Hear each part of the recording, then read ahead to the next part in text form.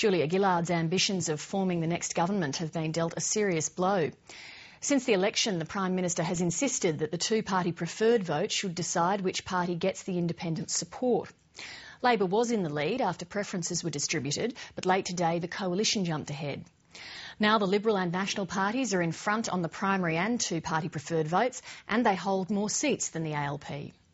But despite the good news for Tony Abbott, his job of convincing the independents to support him has been hindered by rogue elements in the coalition. Stephanie Kennedy reports from Canberra. The old crossbenchers chewed the fat with one of the new at a local Canberra restaurant. While three of the independents are so far acting together, a fourth is going it alone. It was a terrific outcome. I mean, it was an extraordinary performance. The Hobart-based independent Andrew Wilkie held his first round of talks with the coalition leader, and he arrived armed with a long list. It is not a list of demands. It is not a wish list. It is a list of my priorities, and that's the word I carefully chose. They are the issues, or some of the issues, that I feel very strongly about. That list includes a maximum $1 bets on poker machines, an immediate price on carbon, free dental care, increasing pensions, and allowing a conscience vote on gay marriage. Also a top priority, a massive injection of funds for Royal Hobart Hospital. Both parties have work to do. I'm heartened by the response of both parties today. I'm very heartened, actually. I feel very optimistic. Fantastic news for us. Despite being sidelined from the negotiations, the Nationals are also optimistic. They held their first party room meeting. The first West Australian National in this party room for more than 2 decades. Tony Crook, the new member for O'Connor in Western Australia. The Nationals' ranks have swelled by 4, including the WA Nationals MP-elect Tony Crook. But whether Mr Crook remains in this party room or sits on the crossbenches is still uncertain. And in a bid to mend old fences, the Nationals leader is now playing down past differences. It's a partnership. It's like a family. We will have disputes from time to time. We'll all want to go in our own direction to deliver our own priorities from time to time. But overwhelmingly, what we agree on and what we can deliver together will ensure that we can manage a stable and secure government for Australia.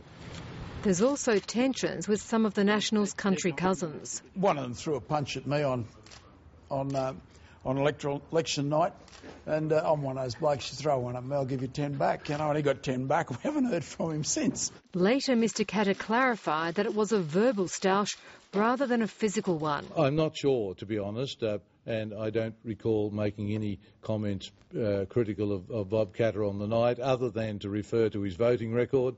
That was on the that, of course, is on the public record. Also involved in a verbal exchange, a mystery calling Liberal MP. He left Rob Oakeshott a message. Anyone in Australia whose wife tells them that they've just received a phone call from someone purporting to be the devil as a husband, it sounds weird. When it was a phone call that was perceived to be to their children, that's even weirder. The Liberal Senator Bill Heffernan was the caller, and he's repented, offering an apology. Well, I think that's Bill.